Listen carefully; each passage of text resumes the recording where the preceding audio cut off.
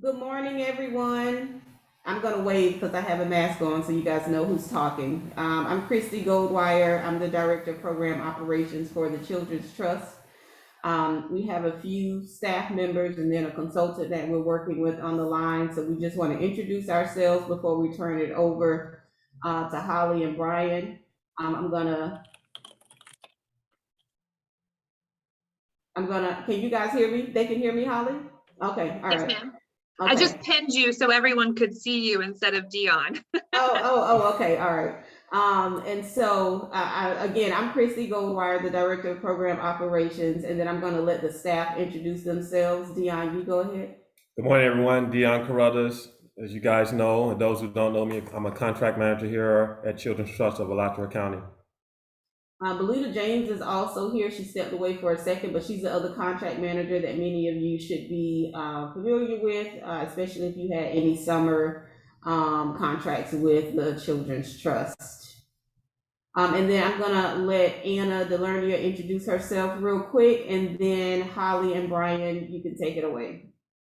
Hello, everybody. I think many of you recognize me from former trainings. Anna Delernia, I'm a consultant that helps support the Children's Trust with a lot of the youth development programming.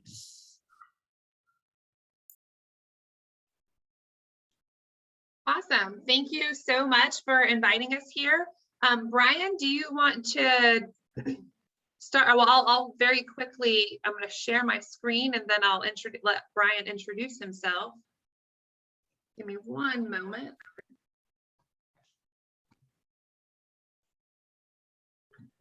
It's great when technology works perfectly, not so great when it gets a little funky. Here we go.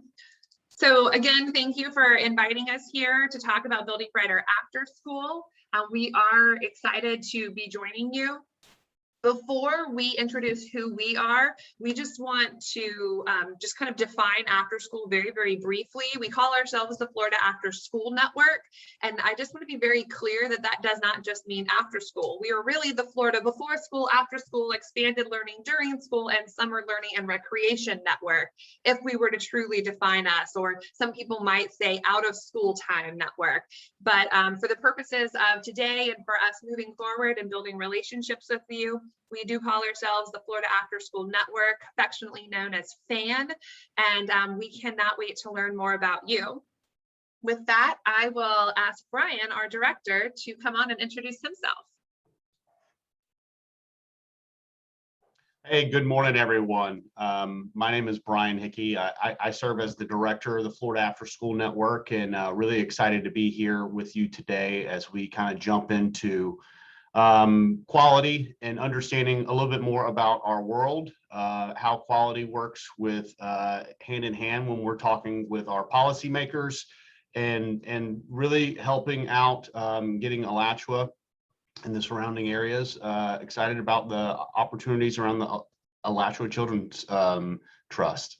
Thank you again, and looking forward to spending some time with you guys this morning. Thanks, Brian.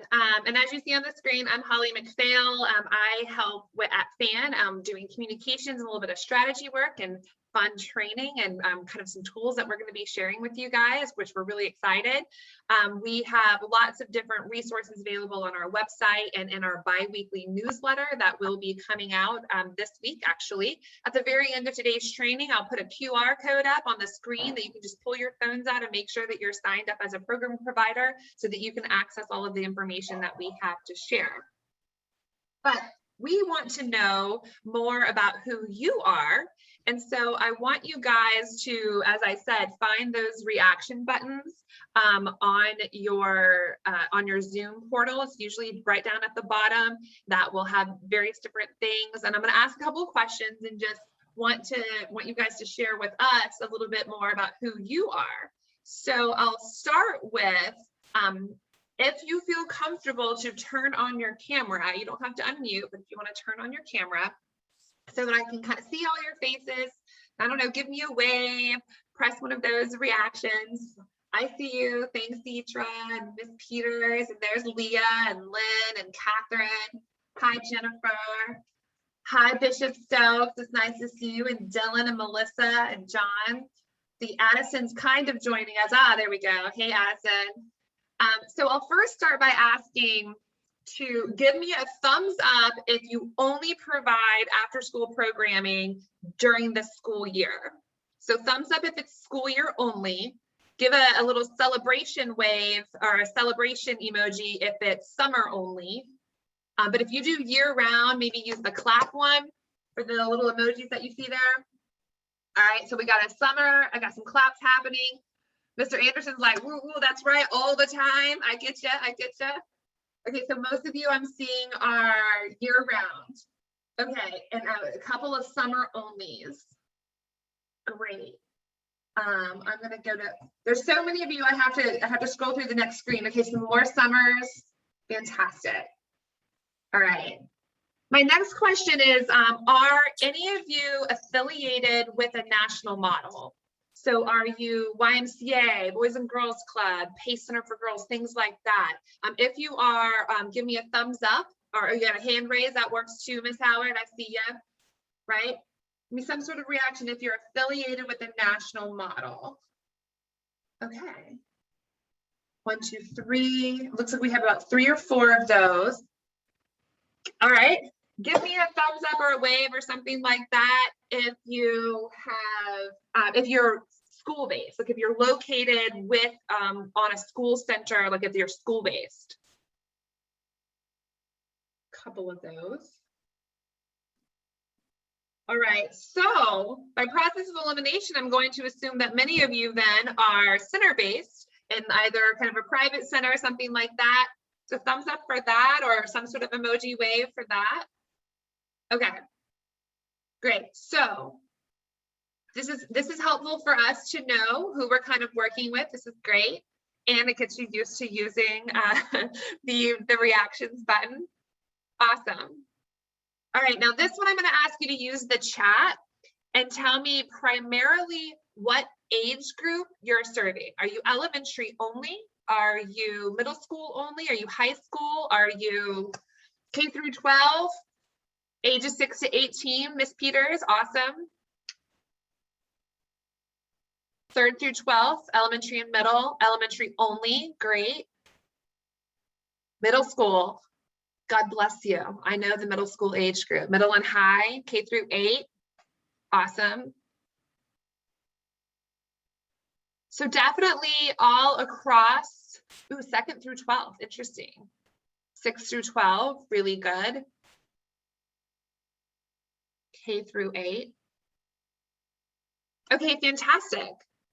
Thank you so much for sharing that. That really helps us kind of get a better idea that we're really covering the gamut here, and that most of you are private center-based, center-based, not school-based, and not affiliated with a national model. So that is exactly who the Florida After School Network was truly made for, so that we can bound you together and connect you with the right resources and help, as we say, create that network, not only in your community, but across the state of Florida.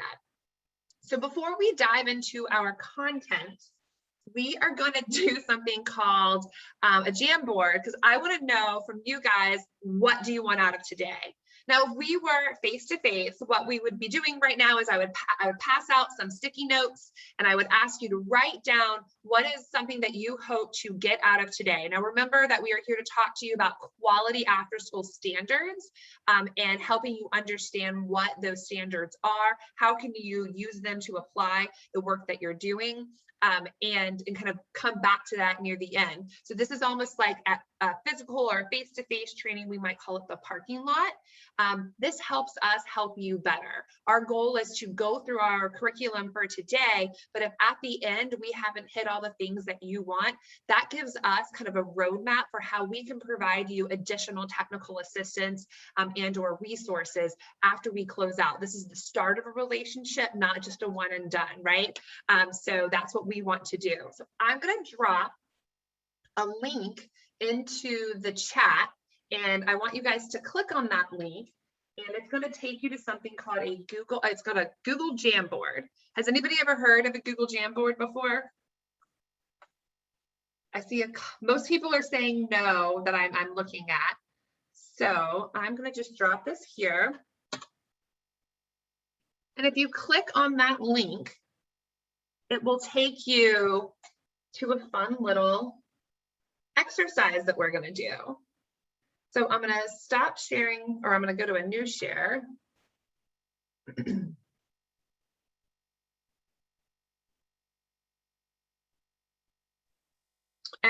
welcome you to the Jamboard. The link isn't working for me. Oh, hold on, let me fix it. Me either. No, you're right. I did not put the whole, try it now. Sorry about that, thank you. It might help if I click on, if I copy and paste the entire link. Thank you. So we're just gonna take a couple of moments and grab a sticky note. So if I turn on my little laser, right? Over here, this one right here, that's your sticky note. You just click on the sticky note. You can choose whatever color you want and just type in something that you hope to get out of today.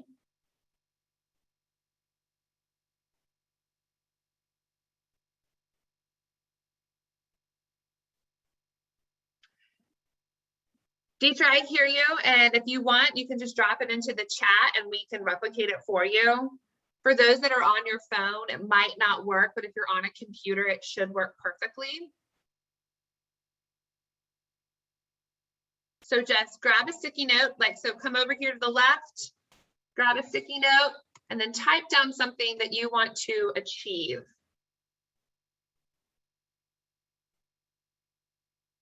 I'm going to move these way over here to the right, so when yours pop up. Awesome. At least one of you know how to do it, so I know it works. Fantastic. Perfect.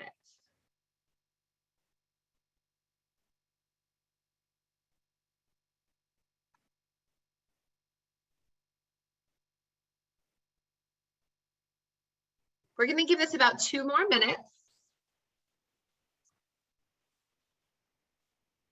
Oh, yeah, you're learning how to move them around. You go right ahead. You can make them bigger, smaller. I see Miss Jennings Lopez. I'm going to add yours up here for new ideas.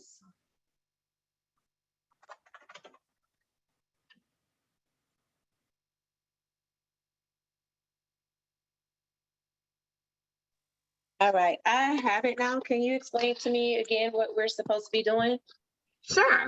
So if you have the format, basically you're going to share what's something that you hope to get out of today. And so you go over onto the left and there'll be an option that says sticky note.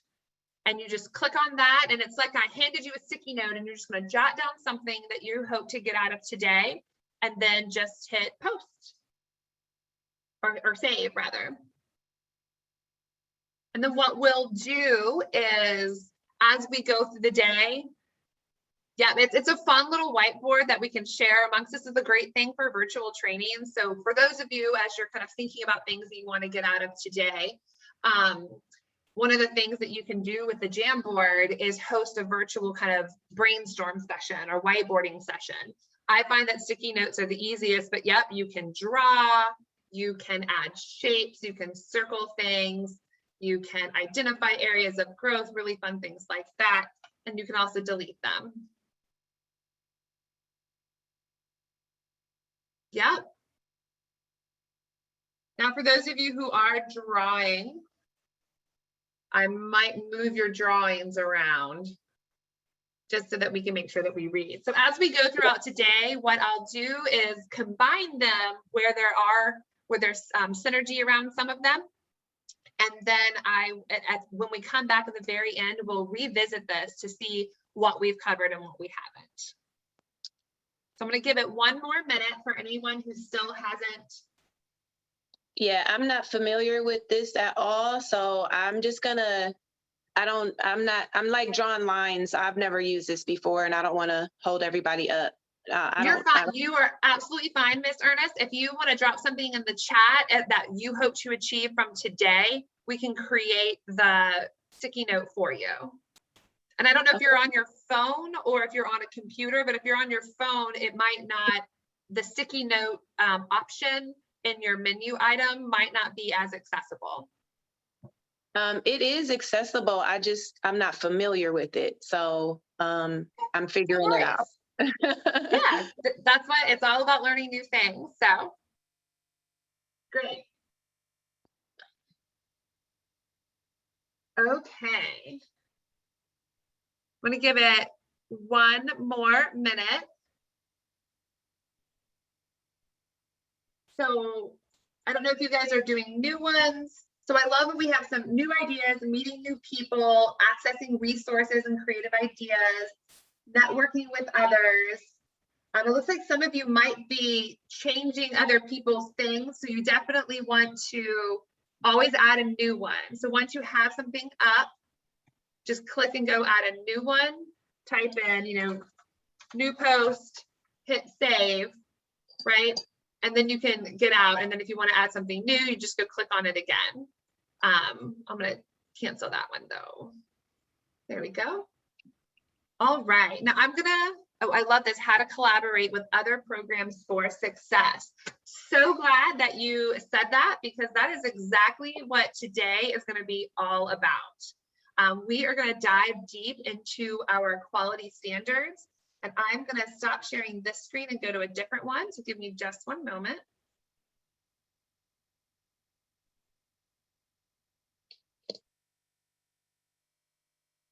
Awesome. So before we dive into the quality standard self-assessment, which is why we're here, I'm actually going to turn it over to Brian to give you a little bit of a history about FAN and how we came to be and what we're going to dive into today, and how we came to develop these quality standards. So Brian, you should be able to share your screen.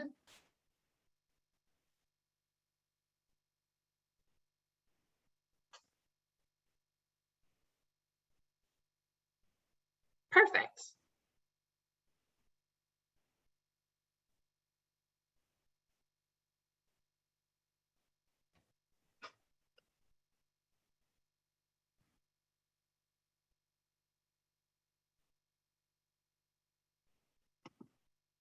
All right, sorry, I got everything going except for the mute button there. So thank you for your patience, and thank you again for everyone for joining in.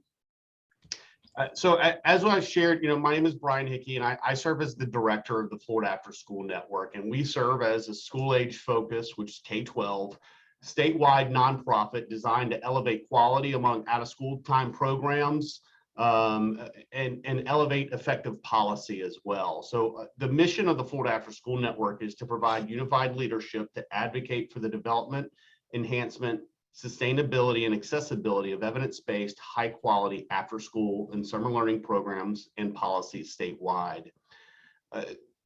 Effectively, our vision is that every child has high-quality after-school opportunities that are accessible, affordable, accountable, and inclusive. And we work through 3 strategic goals, which is collaborate, promote quality, and advocate. We collaborate with public and private partners to share high quality and innovative resources with after school and summer programs. We promote quality standards for after school summer learning programs that inform program decisions, public awareness, and accelerate learning. And we advocate for policies on a local, state, and federal level that expand funding, availability, and accessibility of after school and summer programs. Right. See if I can do this slide here. So this is you've got a chance to meet Holly, and obviously myself, and Jennifer Smith is our third leg of our team here. And Jennifer Smith serves as our part-time youth entrepreneurship specialist. She's based in the Jacksonville area, and she was a former teacher for 15 years and developed a business from upcycling lost and found, and started a business called the Giving Closet. And so Jennifer has helped us expand the entrepreneurship mindset among Florida's youth, another initiative that we'll kind of talk a little bit about in just a few minutes. So the Florida After School Network, as I shared, is a statewide nonprofit. We too seek funding from organizations, and our most significant funder is the Charles Stewart Mott Foundation. They had the understanding, and Mott is he was like the number 2 for General Motors when that company started, and not the applesauce Mott. So different organizations, different families. But the Mott Foundation, they had the foresight to see the need for support and tremendous upside and opportunity with out of school time industry for our youth and families. They developed the 50-state after school network, and Mott supports the Florida After School Network with a 3-year grant. We have a fiscal sponsor, the Children's Forum. You may be familiar with that organization, and they support numerous grants and work with numerous early learning and school age partners throughout the state of Florida. So we too are seeking funding and working with grants and elevating our work and partnerships throughout the state of Florida. So when we talk about supporting effective policy, we worked with on the development of kind of sharing the story of the benefits of out of school time and created a report that highlighted the research-based benefits of after school and summer programs, including supporting mental health, increasing school attendance, decreasing risky behavior, preventing summer slide or accelerated learning, creating tomorrow's workforce, and supporting working families with a safe place. And I know a lot of you already understand a lot of that because I'm kind of preaching to the choir, but it's also sometimes when we, the Florida After School Network, are out there sharing the benefits with our leadership in local, state, and federal levels, we have to remind them of this. They understand just the small parts and pieces. So we're out there kind of hoping to effectively tell your story better on how you're supporting your youth, families, and local community. So from that report, when we developed the State of After School and Summer Learning Report, we mapped more than 8,500 programs across the state of Florida, including 21st century programs receiving school readiness funds for school-age youth, as well as the Department of Children and Families licensed and licensed exempt programs. Once we mapped these programs, we were able to draw connections to the availability of high quality programs with decreasing juvenile crime and child welfare. And those maps are available on our website today.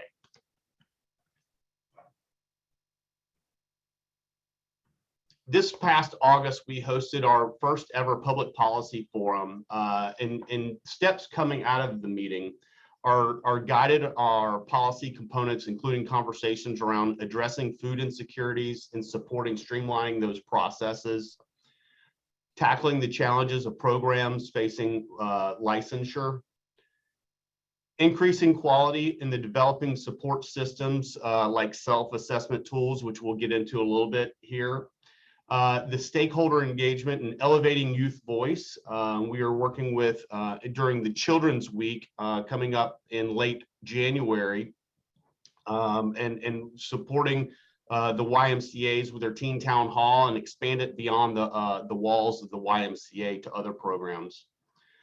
Tackling workforce development challenges, including teacher recruitment and retention, supporting college career readiness efforts and out-of-school time programs, and funding challenges, building a coalition amongst funded partners to elevate their voice, build successful policy strategies as an industry, and seek out opportunities for funding streams as a whole. Two initiatives that we work in, and you may also be touching some of this work as well. Expanding the entrepreneurship mindset. I told you a little bit about our third partner, Jennifer Smith. We're working to increase the opportunities for learning about entrepreneurship and the connections to problem solving, critical thinking, and career soft skills. So that is an opportunity for programs K through 12 to get connected to either train your program providers, teachers, or bring in support systems to elevate the opportunity for your youth to expand their entrepreneurship skills. In addition, we're working with STEM learning and after school in two different ways. Through one of our funders, the STEM Next Opportunity Fund has set a goal for their Million Girls Moonshot of elevating 1 million girls in STEM, with the understanding that females are significantly underrepresented in STEM fields today, and working to advance and elevate these opportunities for future careers. In addition to that, the Florida After School Network is working on a research project in Palm Beach County right now on effective and supportive transitions and pathways for youth to continue to grow in successful learning STEM programs. So why we are here today is really to kind of talk more about the quality standards for the Florida After School Network. You know, the two large buckets of work for us are policy, but then also elevating quality. And so the Florida Standards for Quality After School Programs define core principles and best practices that lead to the delivery of quality programming for children and youth in after school programs. The standards provide a framework for development of a caring, dynamic, stimulating, and safe after school environment for children and youth. The Florida After School Network, which led the development of the standards, recognizes that each after school program is unique with varying missions, philosophies, and that they serve a wide, diverse population of ethnicities, age ranges, interests, and values. The standards are not intended to dictate policy and practice. They're intended to suggest and offer a strong foundation for quality programming. And the standards are organized in 7 guiding principles with 51 key indicators. As you see on the screen, admin and organization, program management and staff, communication and interaction, program structure and activities, health, safety and nutrition, program environment, family and community involvement. Each of these 7 categories begins with a guiding principle that defines the intent of the category, followed by the key indicator which guide quality after school programming, and their standards are broad-based, allowing for encouraging and celebrating the uniqueness of each program. FAN hopes that the standards are of such value that the programs will want to employ some or all of each of these standards. And the standards are followed by the self-assessment, and that really kind of is the evaluation, self-evaluation of your program with those guiding principles. So it utilizes the 7 guiding principles, 51 key indicators, and approximately 140 questions on a Likert scale. And I will stop right there because that's really kind of going to allow us to transition into, I will stop sharing my screen for you, Holly. But that really is going to allow us to kind of transition into a little bit more about our next work here. And I hope I was able to kind of give a little bit of a broad scale of who the Florida After School Network is, and we will kind of share with you once we kind of walk through us where we are going in the future on some of the work, whether it's our policy or also our quality standards and self-assessment as well. Awesome. Thank you so much, Brian. So we are getting ready to dive into this work. What exactly are these quality standards that Brian talked about? I know that he provided the kind of the big overview of what they do and how they do and how we do them.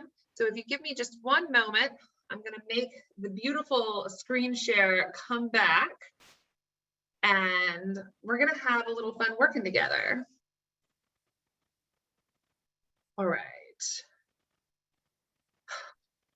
Sometimes technology is your friend, and other times it likes to be temperamental. Okay. So as Brian kind of talked about the standards with the categories, the key indicators, these supporting elements and what they look like, we develop very specifically an assessment that's going to, it goes right along with the historical confluence of the development of those standards that we're going to go through as a team today and kind of simulate how you might do this back with your team for your program. What this will enable you to do is create a collaborative environment, not only amongst your team when you replicate this back at your site, but also here today with new partners and collaborators that you are going to connect with here today. So I'm just going to reinforce some of the concepts that Brian talked about, very specifically about how these standards will help you understand what quality means for after school.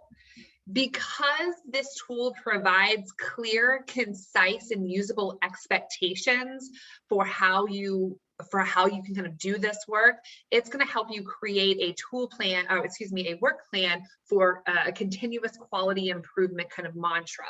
It's going to lay out a roadmap to support and facilitate your efforts to kind of self-assess. And it's meant to supplement and not replace anything that you might be doing. So the very first thing that I just want to kind of talk through with you is how we define these principles and practices that lead to the delivery of quality program. As Brian said, there are 7 of them with a key kind of guiding principle for each, and we're going to dive into each of those in just a few moments.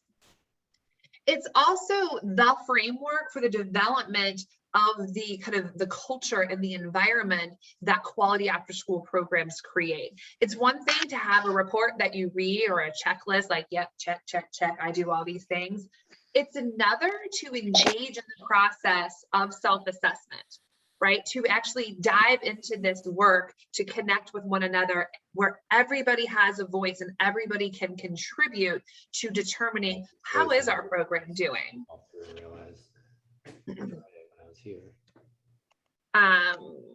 Okay, the third thing is that all of this, you should know, is centered on achieving research-based outcomes for quality programs.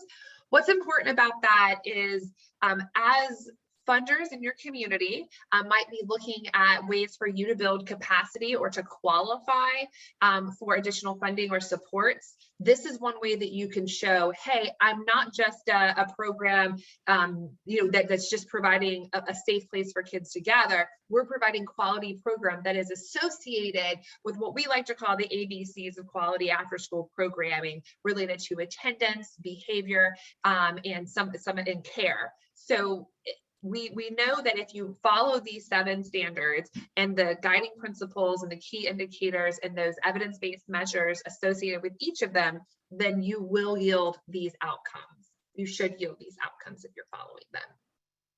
And like I said, it's going to lay out that roadmap to support and facilitate QI efforts. So once again, the 7 standards that we're going to dive into are listed here, and I'm just kind of reiterating them because what we're going to do today is go one by one through each of these. And how today's structure is going to work is that we'll define what each of the standards are, and then we will go into those key indicators, and as a group, you'll actually take the self-assessment together. We'll break you into small groups, and in those small groups, you'll complete it and talk to one another about where you're scoring, why you're scoring, and hopefully the goal is to identify within each of your groups who might be doing something well and who might maybe need some assistance. After each standard, we're going to come back together and we're going to share out. Now, it's super important to just kind of remember something that Brian said, that like this is not intended to like be a test or a quiz to measure your current quality. This is part of the Children's Trust commitment to helping you build your capacity, right? So just keep that in mind. And one of the best ways in terms of approach for today's activities is to just kind of be as unbiased as possible in looking at your program. All of the data that you're going to kind of submit and collect, it's just for the purposes of this training. It's we will provide it back to you since you're going to go through the activity. We're not going to keep it or provide it to the Children's Trust in terms in like the by program area to say, oh, this is where they're at, you shouldn't look at them, or these ones are doing really, really great. It's nothing like that. This is designed to be a tool for you. So Brian talked about 7 standards. He threw out some numbers in terms of the key indicators. So there are those 7 that we just showed. There are 50 key indicators in the self-assessment that align with those key indicators that he spoke of. That's in our standards document. And there's 152 supporting elements. And that is what we're going to go through today, all 152, which I know sounds like a lot, but most of them are fairly quick. Some of them I think that you'll just kind of be thinking about, oh yeah, I have that. As we go through each of those 152 supporting elements divided amongst these indicators and standards, I want you to think about what evidence you have for them, right? It might be one thing like, do you have a mission statement?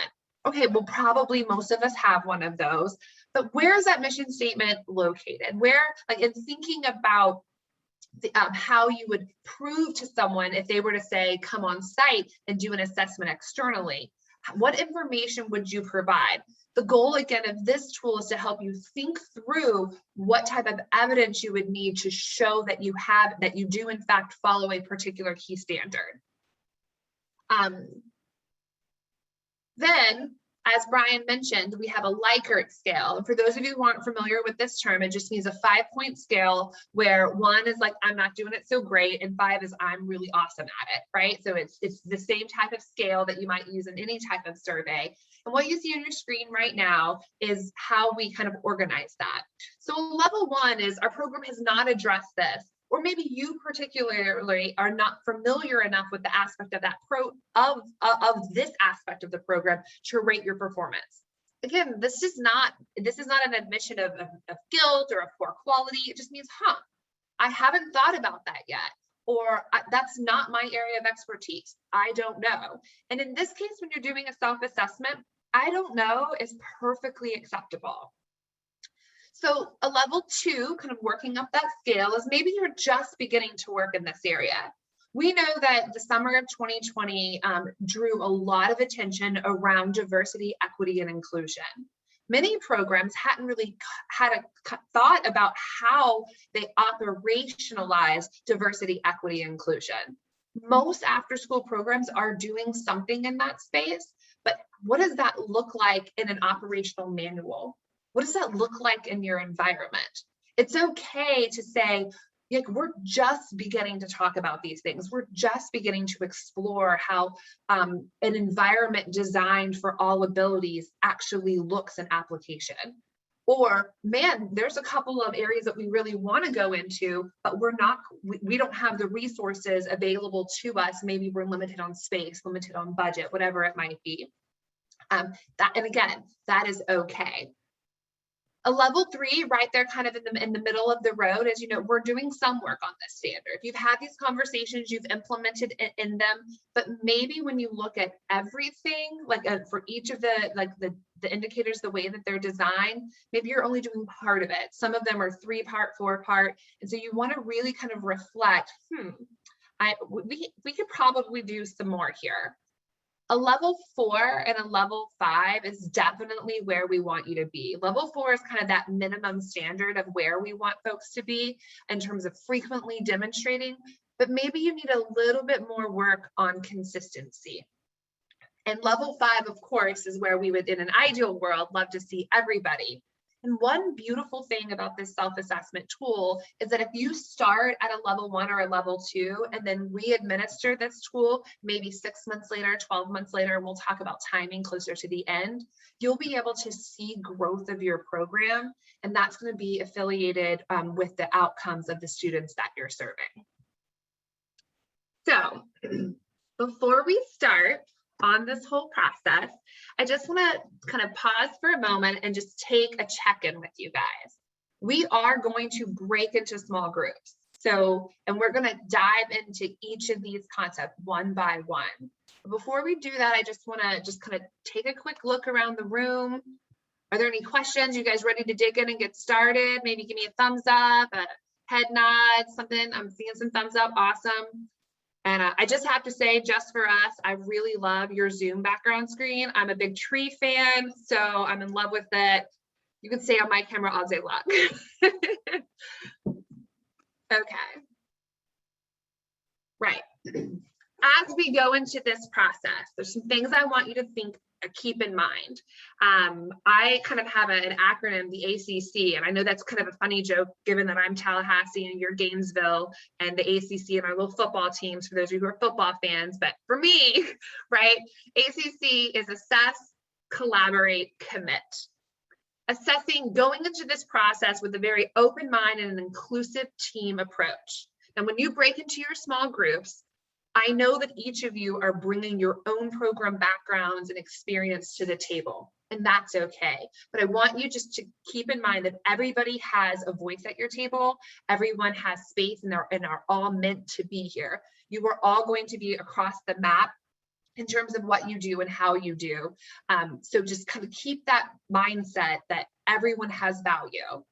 This is also a great reflection of when you replicate this at home or at your own site. What does that mean for an inclusive team approach? Who are you going to involve in doing this?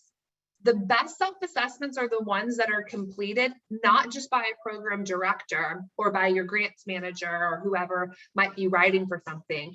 The best self-assessment is going to be those that include staff, families, volunteers, the students themselves, maybe even members of the community, that you bring them to the table because you want your program to be the best that it can be. The second thing is CQI. You've heard me mention that once before. What that is continuous quality improvement. Again, this is not an evaluation to judge or check for compliance, but rather an exercise to determine your quality program, right? You will always have something to learn. You will always have something to improve. You'll also always have something to share, a lesson that you've already learned that might help someone else. And if you adopt a CQI mantra to guide your work, I promise you, you will reap the benefits. The fourth kind of statement or tip for success that I'll share is preparation yields better results. So in the same way that we just told you who is FAN, what is the standards, where did all this come from, why I'm walking through all of this, is to really kind of set the stage. And I'm doing that to model to you how you could do this with your team back at your site. Understanding that all of these indicators are directly associated with quality, it will help you create that inclusive stage for success. And then finally, and this is that second C, the commit, is after you do this, you want to follow up and share your results back with your team. Oftentimes, some of our programs will use the self-assessment tool and they'll divvy it up, those 7 standards, and they'll say, you know, team A, you take standards 1 through 2, or team B, you take standards 7, whatever it might be. But they never, but sometimes they'll forget to pull it all together and to share it out. So I want to make sure that we don't forget that. So in this process today of me modeling to you, I want you to see, like, we're going to come back together at the end of each section, and we're going to share out, we're going to talk. And what we're going to do as your resource is map your responses so that we can help create a toolkit for Alachua County. So if you are struggling with one particular indicator, but another one of your colleagues across the county is really excelling, we're going to help map that for you so that you have resources in one another. And this is going to not only improve your program, but it's going to improve your entire the entire after school field for Alachua County, which is going to impact your community as a whole. I'm pretty sure that's the goal of the Children's Trust from the start. And then, of course, when you share the results, you're going to make that commitment to actually change, to put together a plan and move forward. All right, so standard 1 is administration and organization. So the guiding principle for this is on your screen, and that is to provide a solid framework for equitable after-school programming. State a mission, philosophy, and goals in accordance with local and state regulators, right? So do you provide that written mission statement? Does your program involve family and youth in the implementation of the activities? And are those activities consistent with the program's mission? Have you established written goals that are measurable and aligned with your mission statement? And how do you share that information out, those goals? Do you share it with staff regularly? Do you share it with families? Some other things that kind of come into this, that solid framework for programming. Do you have a written code of conduct? And does that code of conduct, is it unique for staff, for parents, for students, for volunteers? Do you have a mechanism that collects feedback from your parents regarding how you're doing, or other forms of communication?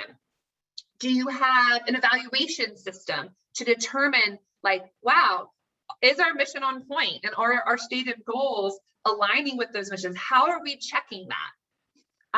And finally, are you developing relationships beyond just your program, maybe with community and business leaders alike? So what we're going to do now, I know we just threw a whole bunch of information at you. I am going to drop into the chat that link that you see on your screen. And I want to make sure, first of all, that I actually put it in there and that it's clickable. So let me test that really quick. Yep, it's clickable. So that was the first thing. Now, what we're going to do in just a moment, I'm going to break you into small groups. And in your small groups, you're going to take about 5 minutes to yourself to go through the self-assessment. This first one that you'll see has several indicators and areas. In fact, I will tell you exactly how many it has. So this first one has 8 key indicators and 18 supporting elements, or I like to say evidence measures, but it's called supporting elements. And I want you to go through and think, and I put the Likert scale at the top of the scale so that you can do it. And then so you're going to take your first 5 minutes and be self-reflective in your group.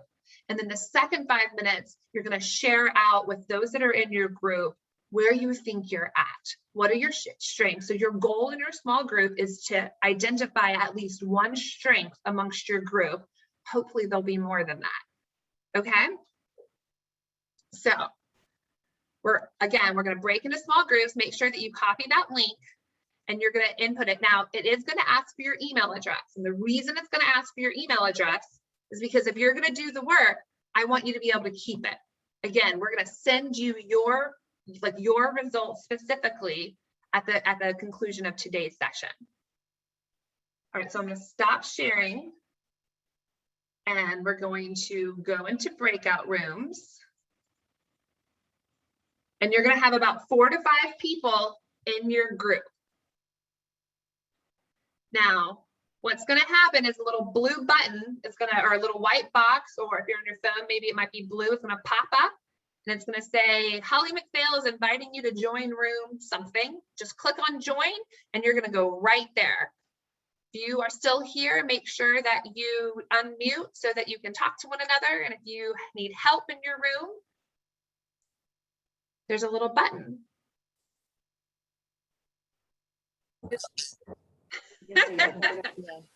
Welcome back. I'm sure some of you guys were in the middle of conversation and it just cut you off, right? Yeah, for sure. Wonderful. Okay, so we're glad that everyone's back. Now, I know some of you probably experienced a couple of difficulties with this. So one of the things with virtual trainings that we have to keep in mind is, how would this be like if you were in person, right? Document that. So, well, come on back if you guys are still working on it. I would that as a 1. I'll just say a 3. I don't know. All right. So here we go. I'm just gonna, if you guys aren't muted, I'm gonna go ahead and mute everybody. Great. So in just a second, I'm going to share, about 15 of you actually completed the document, and I'm going to quickly share out what that looks like. But before I do that, I just want to kind of remind you that if we were in person, you would have been kind of at a group table looking at these documents, completing it, and then kind of sharing with one another what you do. And now what we're going to do is the cool, fun part about identifying areas of strength that we have in the room. For those of you who went through the activities and you felt like, none of these really apply, or we're at the beginning phases, that's perfectly okay. We want to encourage you that when you're in the small breakouts to talk about what each of the elements mean and what you might need to be able to complete them, so that we can start creating what is your resource map that you're going to need. So we really want to encourage you to take all the time in your session to build those connections with one another, and stay in your group sessions if you to experience that. If you're confused, or you need some assistance, or you don't understand what something means, or maybe the technology is not working, there's a little function in your breakout room that says request help. You can always click on that. And I was starting to explain that, but some of you went straight into your breakout room and kind of missed those instructions. So the second thing I'll just add is, before you go into the breakout room, make sure you copy and paste that link directly from the chat as we get ready to go through each phase. All right. Okay, and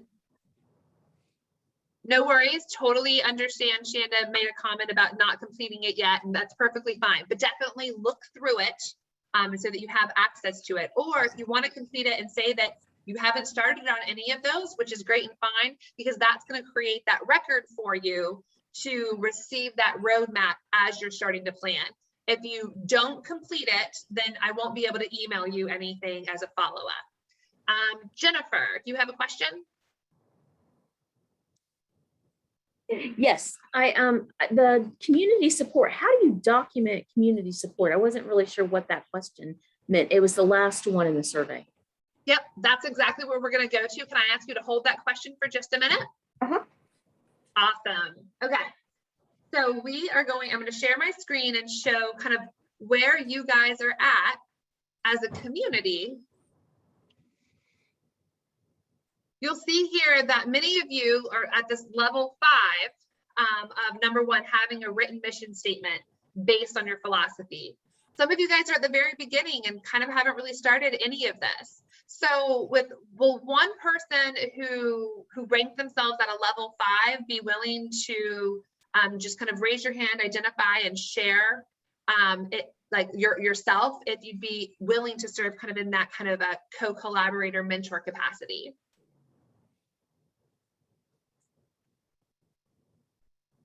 Feel free to come off mute.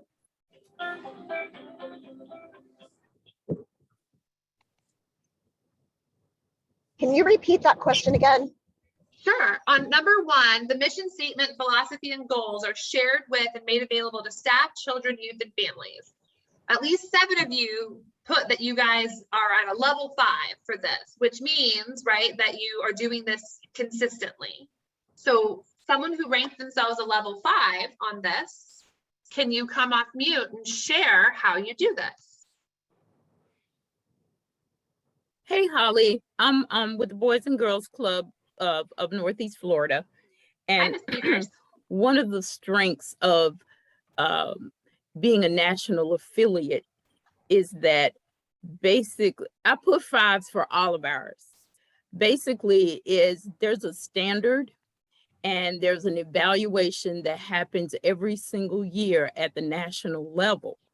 So in order to meet those quality standards, from mission statement, refreshing your mission statement, making it relevant to, contemporary times, is a must, something that all of our 38 sites give input to. So basically what I'm saying is, because we're a part of a national organization, it sort of has to happen no matter what. So that's why I did the 5s. Absolutely, that makes perfect sense. So I'm assuming, because at the very beginning when we asked how many of you are affiliated with the national model, only 2 of you raised your hand. And there's several folks here. Now there's 8, ranking them at a level 5. Do we have any other folks not affiliated with the national model? I love the Boys and Girls Club because they help programs make it really easy. And so that's why we're trying to help figure it out. Ms. Citra, you raised your hand.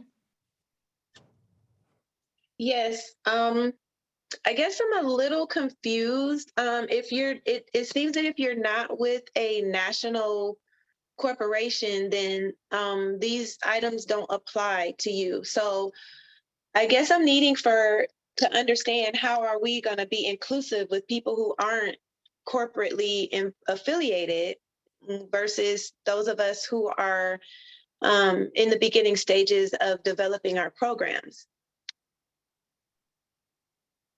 So it's not so, first of all, we'll say that the standards are created to be your basics.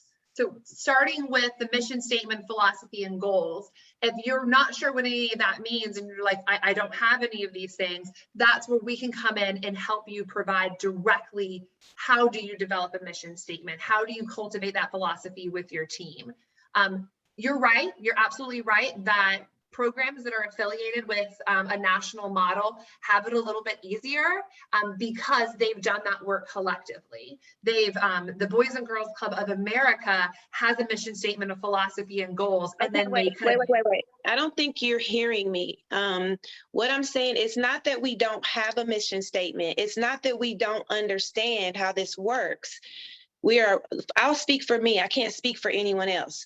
I don't have a team necessarily. It's me right now. I'm building a team. So what I'm asking you is, how can we include the people like me who are building a team, including them into all of this? I have a mission statement. I have all of these things. It's not that I don't have them. I have not acquired a team yet. So I guess maybe one of the sticky notes that I would have applied at the earlier of this meeting would be to be able to formulate a team. It's not that I don't know how to build a mission statement or how to do these things that you're describing. I don't have a team in place yet. So I just wanted for people who don't have a team yet to be inclusive in this whole process. How can we do that?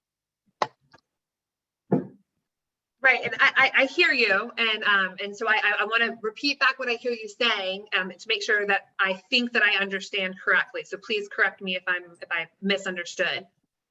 Your question is not specific to this item. Your question is specific to the process of that you might not necessarily have a team to discuss each of these items with. So as we go through each of the standards, you'll see that how you apply these when you do have the team. So for example, in this particular one, the mission statement, philosophy, and goals are shared with and made available.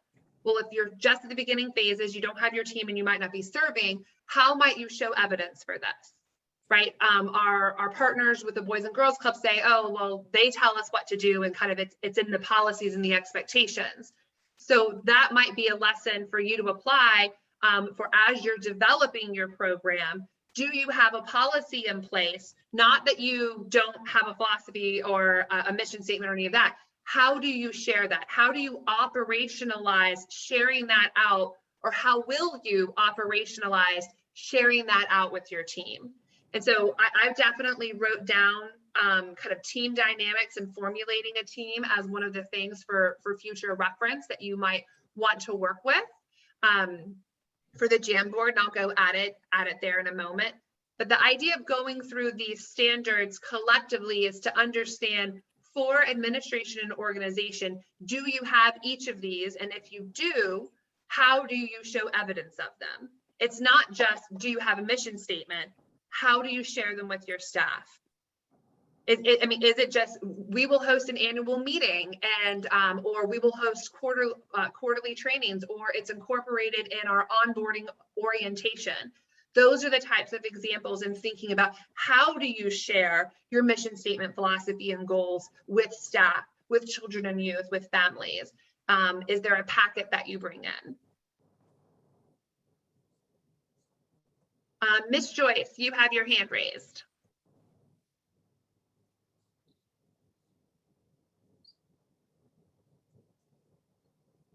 Ms. Joyce? Okay, gotta unmute. Okay, all right.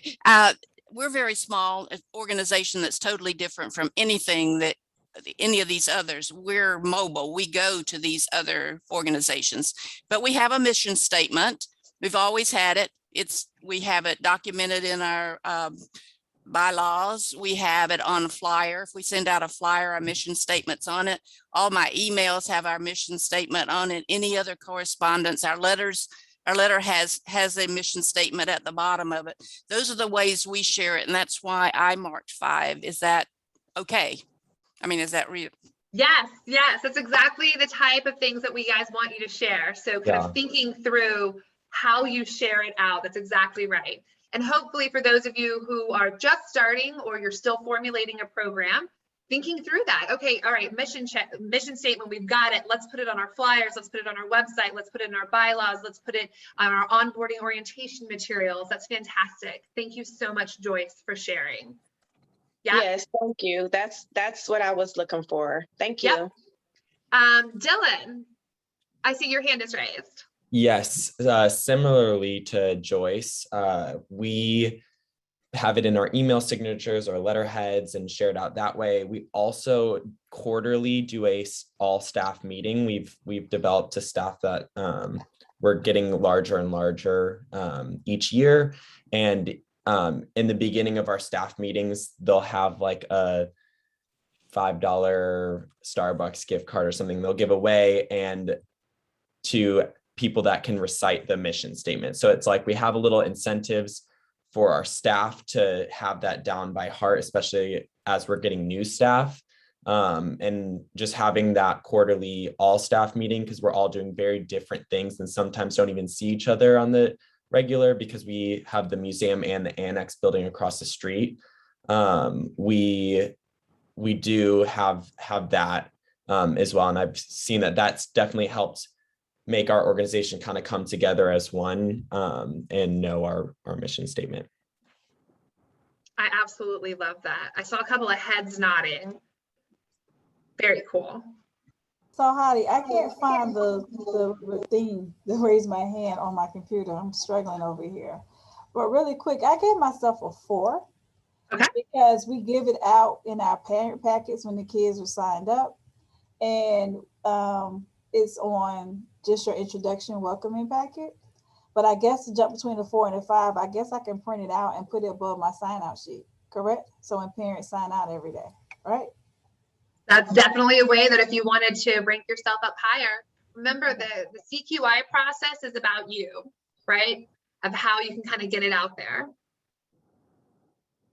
I'm gonna jump down to item number 4, which was about the written code of conduct with policies and procedures for children, family, staff, and volunteers. There seemed to be a lot of level 5ing in this kind of section. Did anything jump out at the group that might want to share how you distribute your policies and procedures?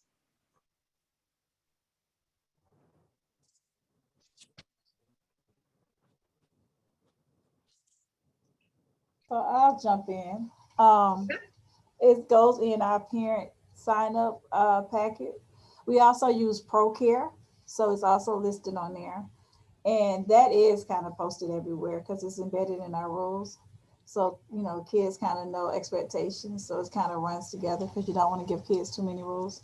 So the policies and procedures of, you know, even like with COVID restrictions, we had that on our wall. The policies of how you wash your hands in the bathroom. So it's throughout the facility that I'm currently in. But again, it is up, that's up, and that does go in our welcoming packet with our parents. And it's in our staff handbook, and they also have it on hand as well. Thank you for sharing. So what I hear, so for those that are at level 1, 2, or 3 for this kind of area, making sure that it's in the handbook, that it's in your welcome packet, that it's posted up on boards. These are all great ideas for how you might, when you get to that point, implement that. All right, anything else to jump out about this section? This was definitely more kind of the business management side of things. with folks. I see here that for the sound fiscal and business practices, that there were definitely fewer 5s in this area and a lot more kind of 1s, but I saw that there was some more 4s. Did anyone want to share related to business practices in terms of their financial and business management plan?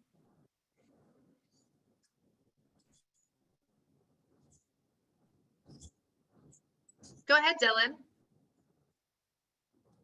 So what we do at the Cade Museum is we have built out our organization very similarly to a corporation. And so we have departments, we have a marketing department, we have an development outreach, they're kind of in one. We have an operations side of things, we have product development, and each department starts out a planning process the summer before the next year.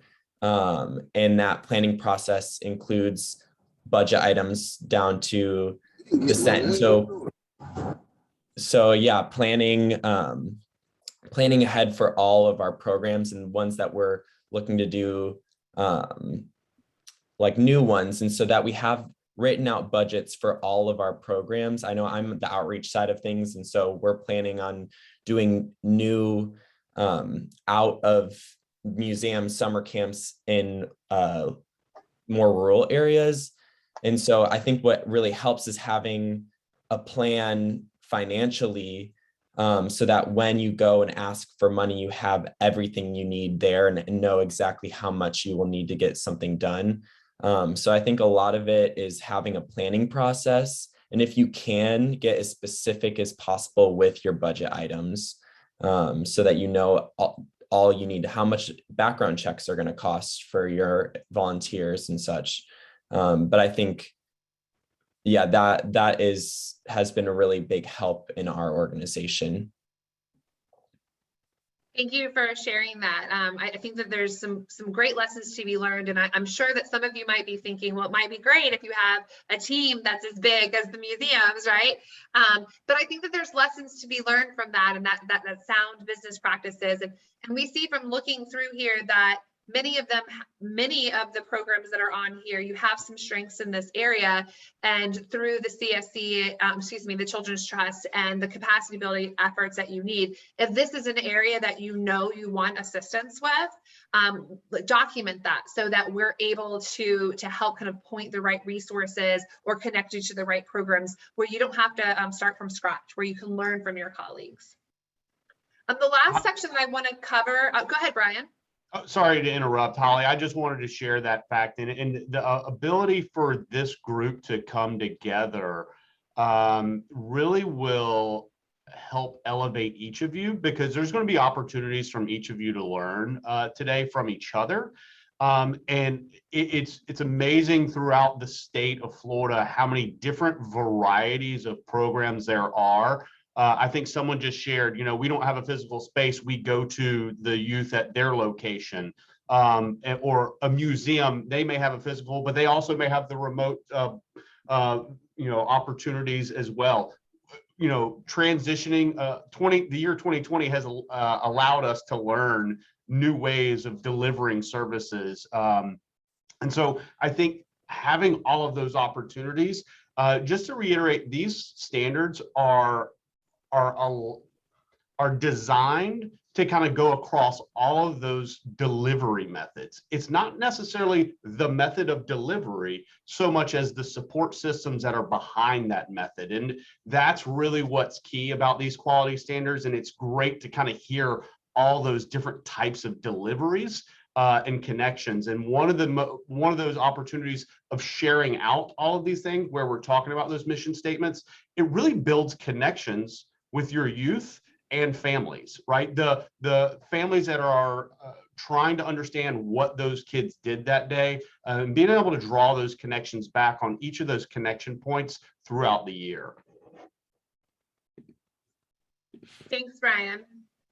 The last thing, and Miss Carrie, I'll come to you in just a second. The last thing that in thinking about this particular section related to administration and organization, is the ability to collect written feedback from through surveys, parent conferences, and other forms of communication. You guys, the majority, from the folks that submitted here, you definitely have, you have 9 4s and 5s, and some that haven't even begun this. So we really want to ask, because this is an important piece that we're going to see throughout the standards about communication and engagement with the families that you're serving, how you're doing this. So, and I don't know if Miss Carrie, you're raising your hand for that one too, and can hit both.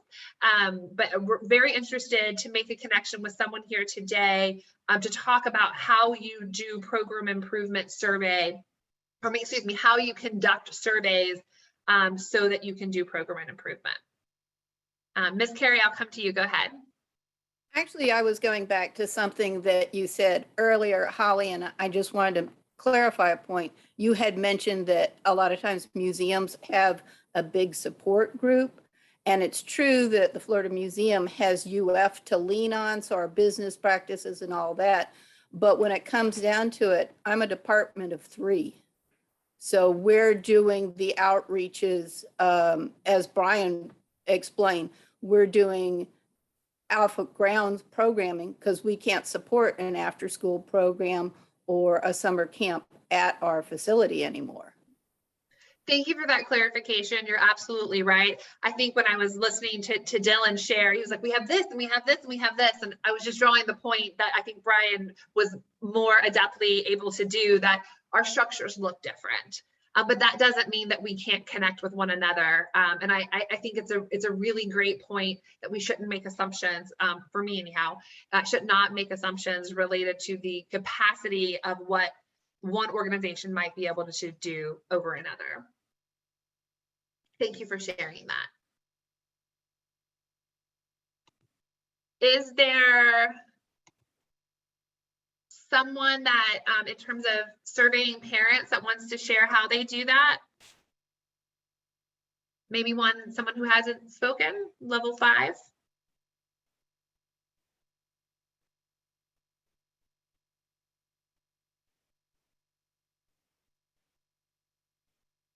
Well, we know at least, go ahead, Addison. Sure. Yeah, we collect it annually and then we share the results typically at our parent orientation the next year prior. So it allows us time to collect the data, analyze it, and then disseminate the information in a constructive way. So what do you use to survey, Addison, if you don't mind me asking?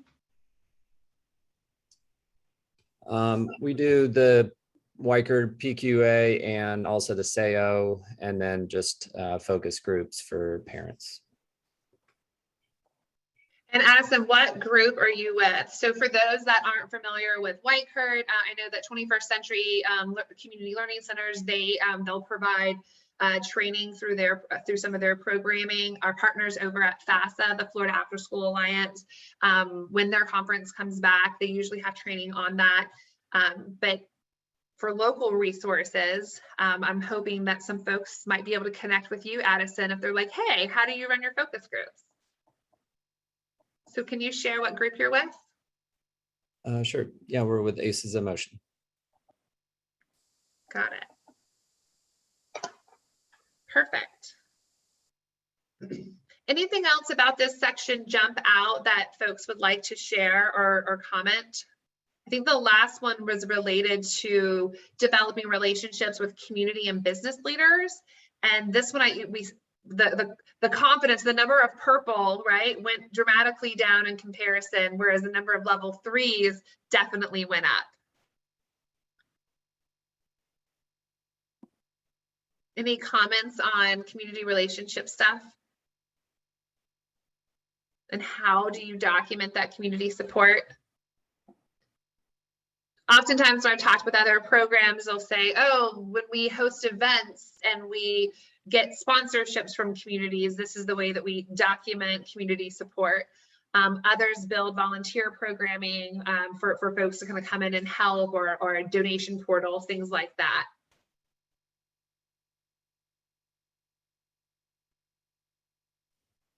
I can just comment that we often say, I'm with Girls Place, Christy Arrington with Girls Place, that we can't do it by ourselves. And so there are a lot of things that we're really good at, but absolutely 3D printing, I don't have a clue whatsoever. And so partnering with new technology now to come and deliver that to our youth. So the sponsorship levels, absolutely. But just knowing where our strengths lie and knowing what the needs are for our girls and finding those connections in the community, I think are really key and something we didn't do for years.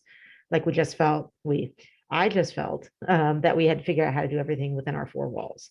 And so it's only been in the last decade or so that we're like, there's all these resources in the community, including the museum. Like, we don't have to be great at everything just to make these connections.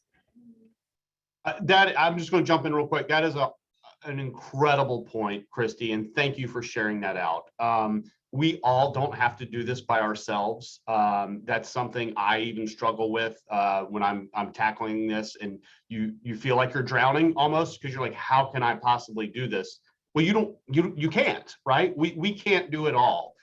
So one of another great opportunity that some other after school programs that have been able to elevate is connecting with the Chamber of Commerce or business partnerships. So many of our business communities are looking for opportunities for engagement. They have staff, employees that they want to get involved.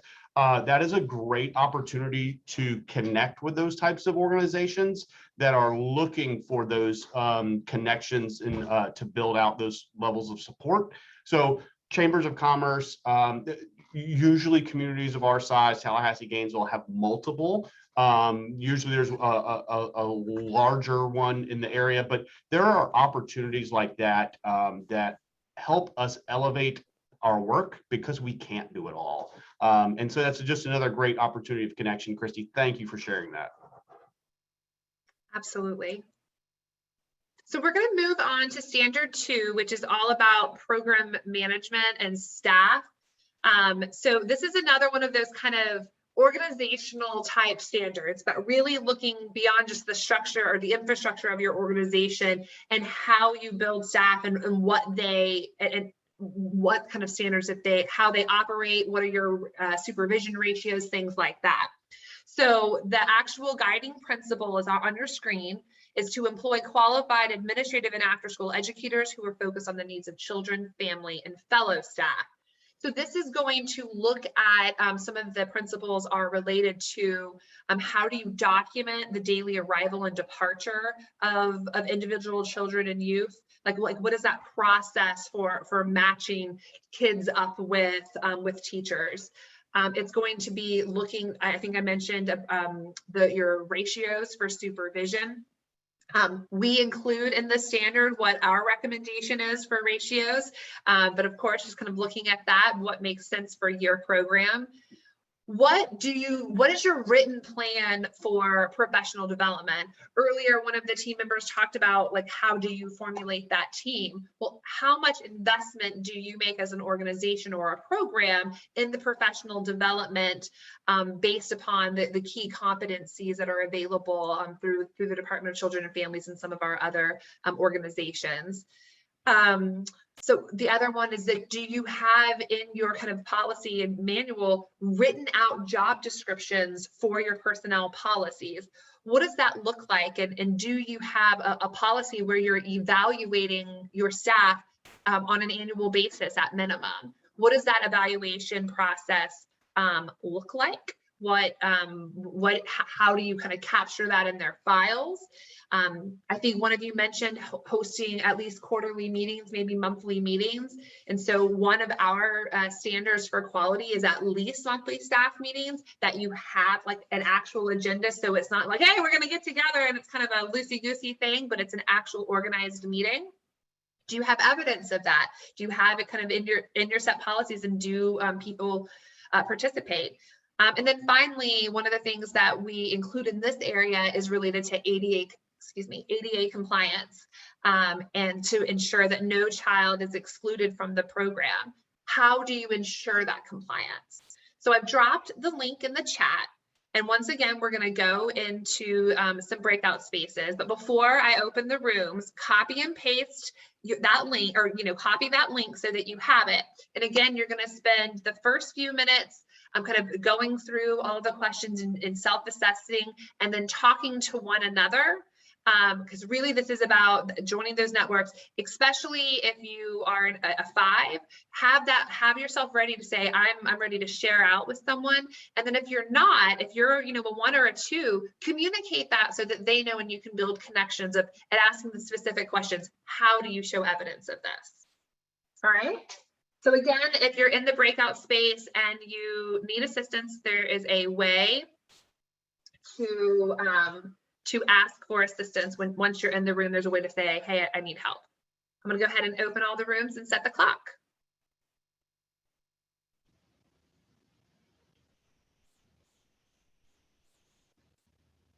So as folks are coming back, I'm gonna go ahead and share my screen, and you'll see that the difference between standard 1 and standard 2. Oops, new share.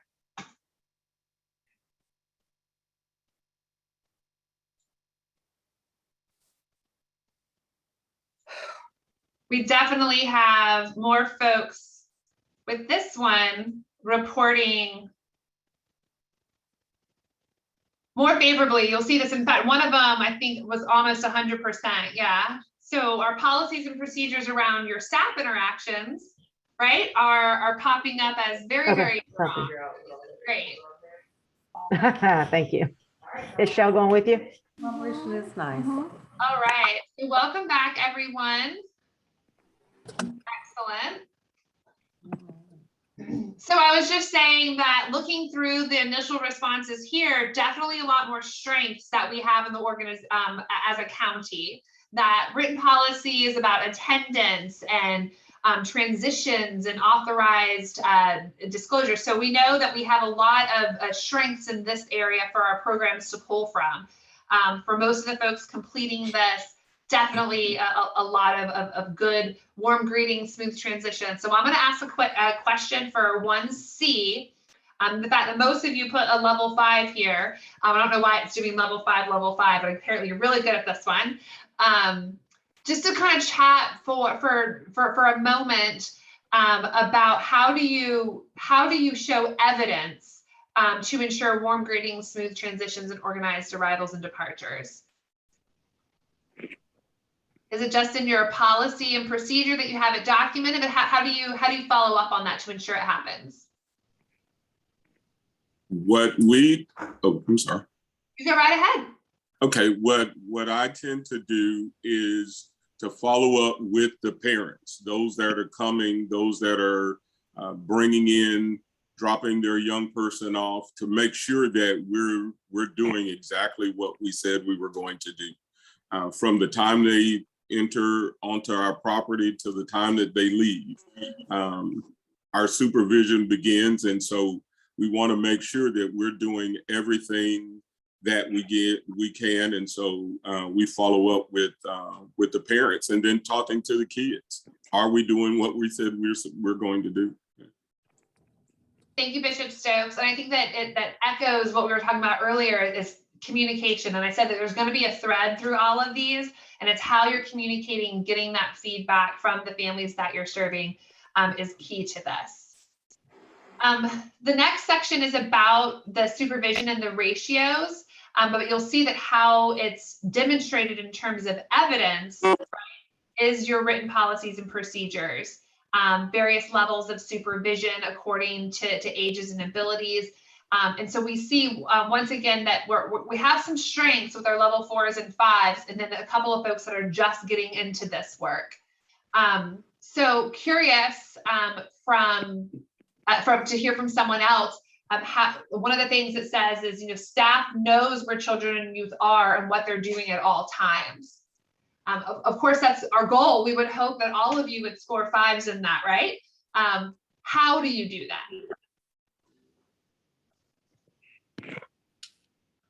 Who would like to share? How do you achieve that knowledge? I can speak if you don't mind. Sure, you go right ahead. Yeah, so we have calendars that we create for each week. And that's kind of our rough model to identify different activities, when and where we're transitioning to. So that's kind of how we identify where the kids are at all times. So if we're transitioning from homework time to outside, and of course, within our staff ratios, there's always, the staff with them. So that's how we know where our kids are at all times. It's essentially following that template calendar that we create every week. That's a great idea. Thanks for sharing, Donald. What Pearlie, is that you want to share? Okay, Dr. Carey, or Miss Carey, sorry. Thank you for the raise there. We're very, sorry. We're very belt and suspenders, particularly for summer camp. So we have a big whiteboard where each classroom puts when they leave. They also radio us, whoever's in the office, to say that they are going to take the kids outside and where they're going to take them. And then the week before, the teachers submit a schedule for when they want to use different exhibits in the museum. So we make sure that even if somebody has left their desk and they may not have heard the radio call or something, we can walk to a central location and see that it's on a schedule. Got it. Thanks for sharing that. I definitely think that I sometimes say like old school technology, and by that I mean like walkie-talkies, are a saving grace, 100% saving grace, especially if you have kids dispersed over a group or you're dealing with multiple ages. I'm going to transition to talking about professional development and job descriptions. What I'm particularly interested in looking at the data that we're showing is when we see kind of like the larger pieces of the orange. So like folks that are kind of in this phase that they really want to learn from others. So want to ask the question related to developing individual training plans. And maybe just a show of hands, how many of you, and I'm turning on my my big view. How many of you develop individual training plans for your staff? To definitely want to get there at least 15 hours. I see a couple of heads nodding. Okay. So for those of you who have plans to at least get 15 hours, do you mind sharing, like, where do you turn to for those trainings? Who is your primary provider of professional development?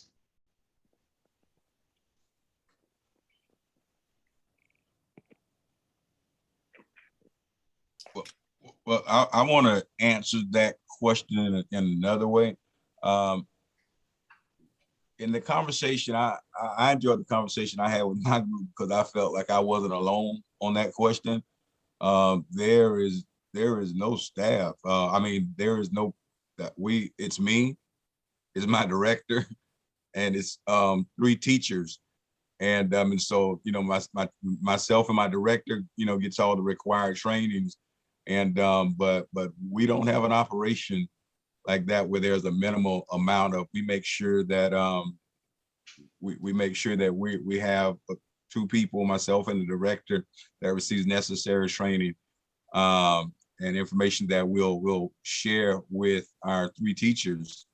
But we're not that elaborate. And so yeah, I was just encouraged to know I wasn't by myself in my group. I'm not snitching on them. I'm not going to tell you who was in my group. But I was encouraged that I wasn't by myself. So I'm gonna, I love that you flipped the question on me. Thank you for that, Ron. And I want to ask the question, how many of you guys are struggling with staff retention and recruitment? Is that a thing impacting your programs? The reason why I want to ask is because most after school programs are struggling to recruit people. And when you don't have a plan for professional development, let's get beyond just like the required hours that you have to have, or that programs are encouraged to have for, being registered or licensed, and I know that that's not required for everybody. But when you have a plan for professional development that you're investing back into your staff, oftentimes they'll stay longer. They'll be more committed. And so again, not flipping it, but when we think about standards and we think about quality, when we have professional development opportunities available, we know that that's affiliated with better outcomes for the children and the youth. Now, that doesn't mean to say, it kind of reminds me sometimes of when people say, oh, you have to have a degree to be able to do X, and we know that that's not true. But when you have a plan for their development, and even if it is, we train specifically our director and our program manager, or your two higher ups, and then we implement a train the trainer type model, where then we pass the information along. And maybe you dedicate 15 minutes of your team meeting to do some sort of professional development every month, whatever that plan is, but being intentional about their development is one of the standards for quality.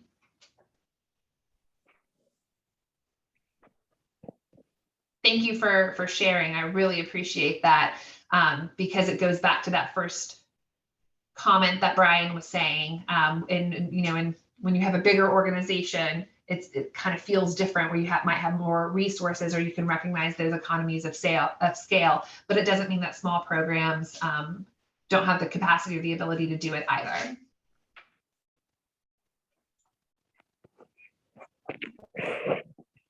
Okay, anything else jump out about this section? This is a very, very, very happy when you read the safety standard, and that 83% of you feel level 5. We're doing our background screening. Well done. Give rewards for that one for sure. So I saw here in item 6 that it's kind of like you either are doing meetings or you aren't. For those that are doing meetings, can one of you kind of come out and share, like, what does a typical meeting look like for you?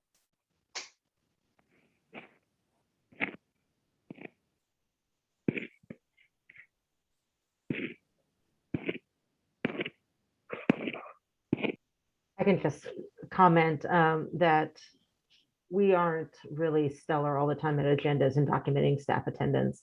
I will say that documenting staff attendance does help us down the road if a team member isn't doing what we've asked of them. And then we're able to go back and say, well, you attended this training on this day, or you attended this meeting on this day, and this is when we covered it. We try to meet at least twice a month. There are really good years we're able to meet every single week to be able to bring our team together. And it kind of varies. Sometimes it's the nitty gritty of, you know what, y'all, like, we're being really bad about picking up trash after snack time. And then we're able to really spend some time on team building, or taking that opportunity to do a team training. So it really varies for us, depending on what's going on with us. Thank you, Chrissy, for being vulnerable and sharing the good, the bad, the ugly type of approach to things. Curious in terms of, so when you document attendance, did I catch that right, that you also have a copy of whatever that agenda was, so you know what was supposed to be covered during that? Yes, that's correct. And do those trainings, in terms of, is it more information giving? Is it, full hour segments, 15-minute segments? Is it handouts? How do you typically, or is it a little bit of everything? It's definitely a little bit of everything. Yeah. And we're meeting outside as a team with COVID. And so that limits our technology. So it's definitely more handing out. We try to give like all the information at once, because we know that we have staff that learn differently as well. And so sharing it verbally, in addition to them having it in front of them also. Got it. Thanks for sharing. We're going to move on to standard 3 so that we can have some meaningful conversation around that. Hopefully that'll pop up on your screen. Just going slow for mine. Okay. So for standard 3, this is all about communication and interaction. And so a lot of these are going to be fairly intuitive, but it's going to be beyond just talking about like how you communicate and how do your programs serve as role models. So it's usually typically something that we want all of our teachers and educators to serve in that capacity, but how do you operationalize that? How do you present evidence to support that you are in fact engaging, like that staff are engaging other staff in an appropriate professional manners. There's also parts that are going to be in here about how do staff reinforce clear limits and rules, concepts about behavior management, and kind of various approaches to classroom management. So I'm going to drop into the chat. Here you go, the link. So definitely copy and paste that. And once again, I'm going to click stop share. And we are going to go into the breakout rooms again. And this time you're going to be looking at standard 3, all about communication and interaction. This one is one of our larger ones, so be prepared to kind of read through and scroll through and complete them. So go ahead and grab that link, copy and paste it, or copy. All right, folks are coming back. I think.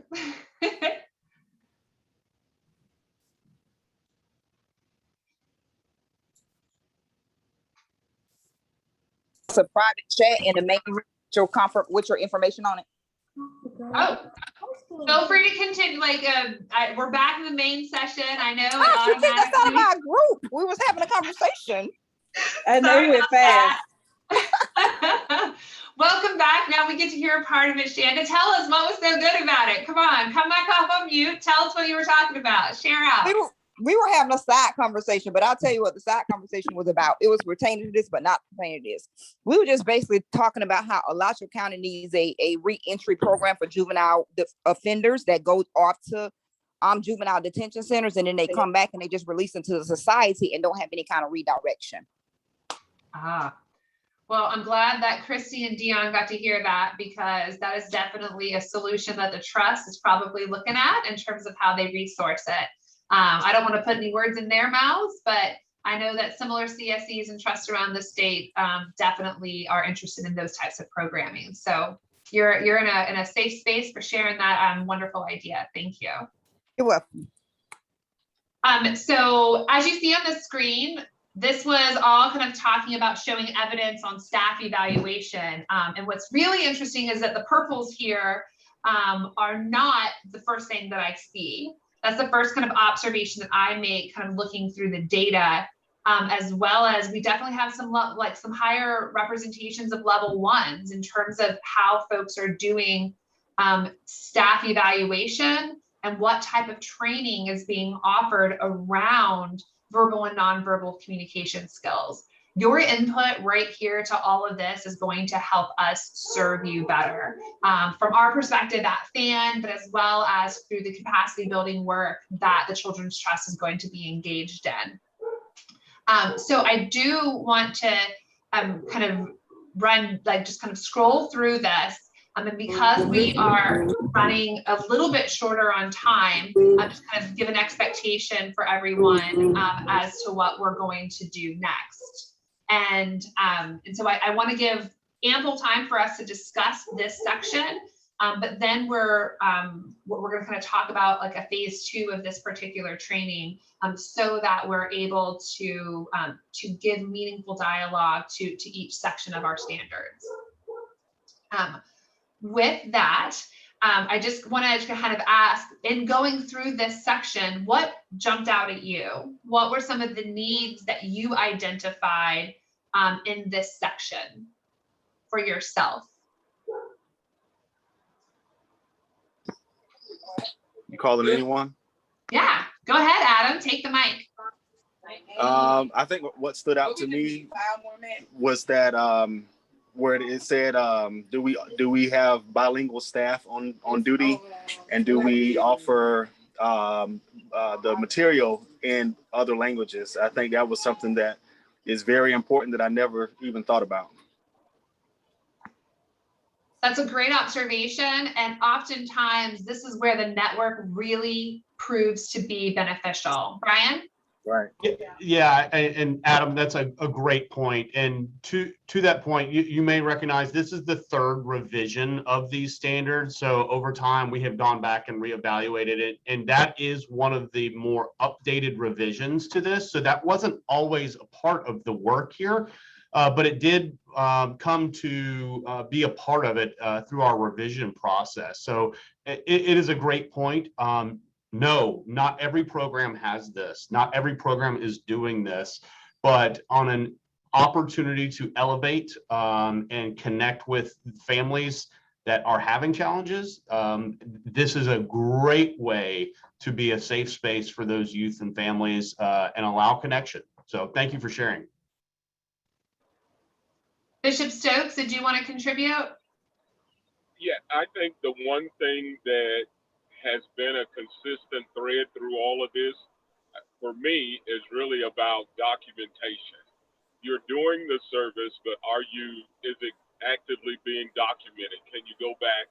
We had this thing when I was with Job Corps, if it's not documented, it never happened. And so the theme, I think, for me that I picked up on is making sure what you have is actually being documented. Absolutely. And that is definitely the core of standards 1 and 2 is how do you document it? And then you're right, you're gonna see it as we continue to progress through the standards of it might be common practice that you're doing certain things. But here's the question that I always ask in any organization when it comes to succession planning. And I use a phrase that's probably crude and some people are like, Holly, why do you always say that? But one of the things that I always say, like, if, person A, staff person A, program director, whoever that is, if they got hit by a bus tomorrow and somebody had to come in, right? And I know I shouldn't say got hit by a bus, that's pretty terrible, sorry guys. But like, if that happened and like, they can't come in, could somebody know what was going on? Like, could they pick up a manual? Could they pick up a training guide? Would they be able to get it? Would they be able to implement with fidelity the philosophy and mindset that your program has established through years of experience? And quite honestly, usually the answer is no, because we haven't put the forethought into creating those training manuals or those, it doesn't even have to be like written manuals. There's some really cool, like you can create online trainings or onboarding videos that people can watch so that they're able to consume what the expectations are for the position. So you're absolutely right that while if it didn't document it, it didn't happen, but I think that there are new and creative ways for documenting some of these pieces of what the expectations are of a position. Specifically, I find myself gravitating towards this concept of developmentally appropriate practice. What does that even mean?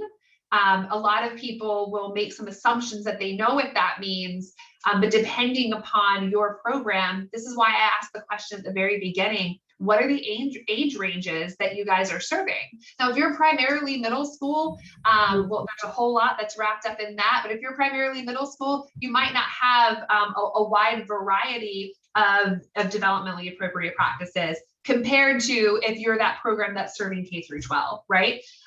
There's a lot that goes into that. How do you document that? How are you saying what's right for this group, what's right for that group, et cetera? When you're doing your lesson plans, are you yielding it? Are you delineating out how a particular lesson plan might differ from an elementary student, a younger elementary student to an older elementary student? And what does that look like? So I think that that's an area that staff are seeing like, okay, some of you are doing it fairly well, but some of you definitely want more work in that. So these are things that we can work with the children, again, work with the Children's Trust to make sure that these resources specifically are available to you. Anything else about this? Yeah, I wanted to come to this one. Here we go. Here it is. So staff model, support, and value diversity. Ms. Dietra, I see that your hand is raised. Yes, ma'am. Real quick, I just have a question. Do I have to save this to the end or? No, go, you have a question? Is it related to this section or? No, go ahead. It's okay, go ahead. I just wanted to know, were these things actually things that we have to have in place before we apply? Are these steps that we have to have in place before we apply for this? I'm gonna turn it over to Dion or Christy to answer that question. No, Deidre, no. Okay, We wanted to introduce you all to these standards so that as we start to work through capacity building and prepare you all for future funding. But no, you do not need to have these things in place. Okay, thank you. So I want to come back to what's on your screen around diversity. We had 9 programs identify a level 5, and then everyone else was somewhere on the spectrum.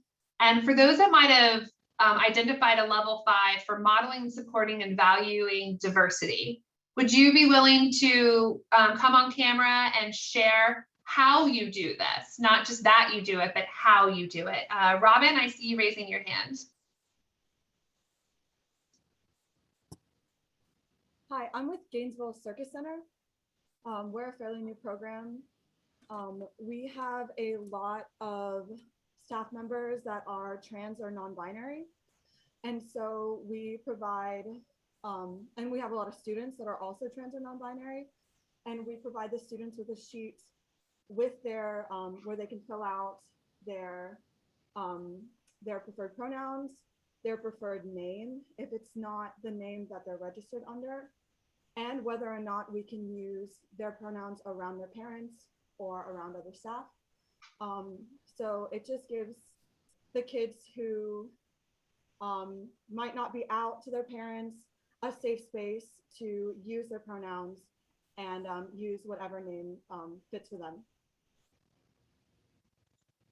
Thank you so much for sharing. I work locally with a program that's very similar to that. So I'm thank you for sharing that. It's sometimes these very easy ways that you can show the students that you're serving that you value who they are.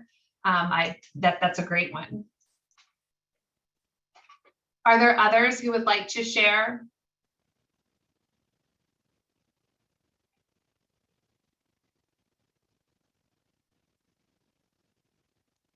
Okay, I'm going to press stop share.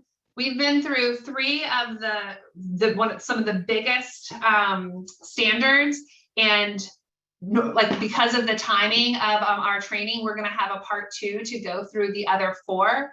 I am going to drop a link into the chat where you can download that the third edition of the standards that Brian introduced us to, so that you can read them. And what we'll do when we come back together is complete the self-assessment, and then we'll send each of your personal kind of where you're at plans directly back to you, so that the next phase we can talk about how to create the most effective action plans. So that said, I do want to kind of close this out today and just thinking about what's to come and action planning and what does that look like. And this is going to, for some, it might sound a little, I'm going to say elementary, but I hope that you take that in, because what I'm going to pull up on the screen, you've probably seen at some point. But basically, when we're talking about what's next, so you go through, you complete your self-assessment, you've kind of graded yourself about what to do, and then what does come next? Well, through the Florida After School Network, what we're going to be helping to digitize is the creation of an action planning document, so that this is not just a tool, a checklist, if you will, that you've just completed and now it goes into some binder and ends up on some shelf and you never look at it again.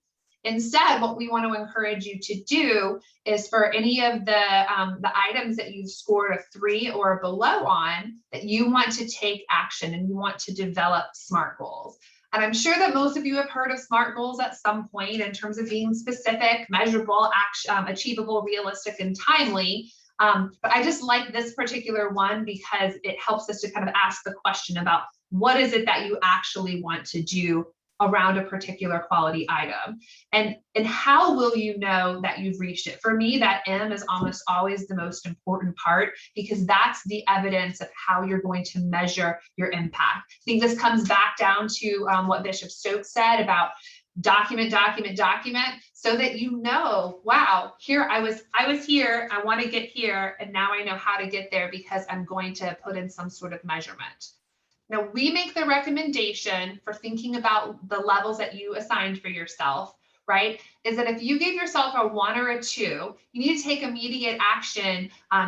If you're invested in buying into this continuous quality improvement idea. Now, you heard from Christy saying that creating an action plan and following up on your action plan is not going to impact your ability to apply for funding. What we know it will impact is your ability to provide quality services. And when you are providing quality services and you have measures in place that you can show that you're providing quality services, your ability to get funded is going to be that much easier, not just with the Children's Trust, but with other entities and organizations. Earlier in the chat, I dropped a link about our funding resources, and those aren't our funding resources. We like to search the internet and find opportunities where local after-school programs can make applications to various foundations that service the state of Florida. Sometimes they're specific to certain areas in Florida, and we'll post them up on our website as they become available. And we share out articles and stories and news on our social media channels all the time for opportunities that might come available for you. So to tie that back to what we're doing is that you can show that you're providing quality services and you have that documentations and the measures in place. That's going to make your funding opportunities that much more readily available. If you assigned a level 3 or level 4, clearly you have a little bit more time. You're doing something. And so I put down the bullet here of reconvene regularly to really think specifically about how often you should be coming back to look at when you're administering this tool. Some of our partners around the state like this tool to be administered with their application for funding. Some of them have it as part of one of their contract deliverables that you will complete this, how they're utilizing this tool. And then many of our partners are just implementing it on their own basis. Some as often as every 6 months, so that they're kind of creating that plan, and others it's every 2 years. So how you use this tool truly is up to you. And again, as Brian said at the very beginning, this process, this tool is a resource for you to really supplement the work that you're already investing in. Whether you are a program that's been in existence for decades, or you're just getting ready to start, this tool is something that you can utilize wherever you're at in that process to strengthen the programs that you're providing. With that, I am going to shine this up on the screen. You can just take your phone and open your camera app if you're not familiar with how QR codes work, and just hold it up, and it should pop up with a little top up right there so that you can sign up for our newsletter and have this coming right to your inbox. You can do that right now if you'd like. And just to stay in touch with us so that we can ensure maybe your program might get highlighted when coming up here soon, or you have access to those resources we talked about. And we will reserve the last 10 minutes of today for questions for Brian and I and Dion and Christy for today.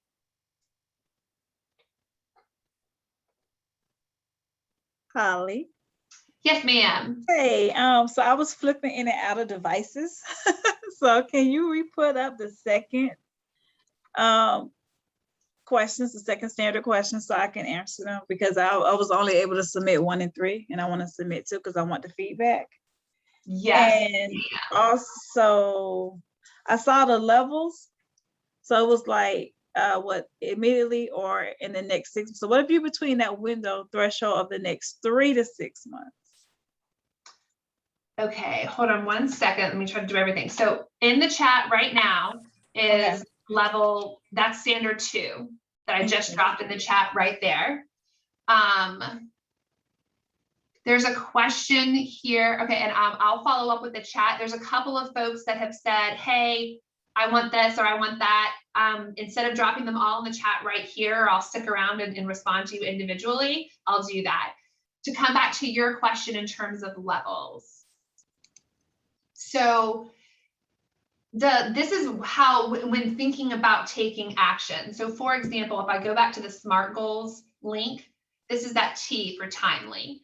If you scored a 1 or a 2, you should be thinking, hey, I need to take a step to do something and be more timely about it. If you scored a 3, right?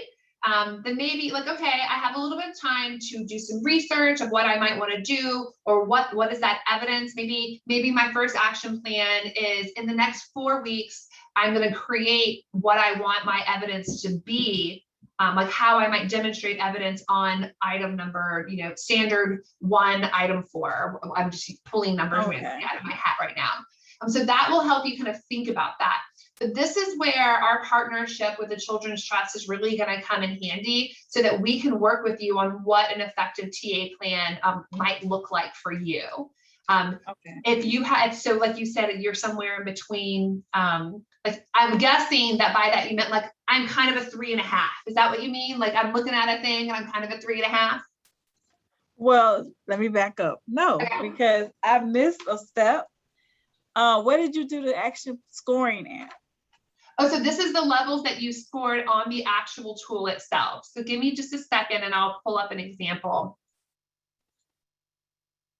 So going back to the staff model support and value diversity, that's at level 5. Well, if you're level 5, this don't need to go in your TA plan, right?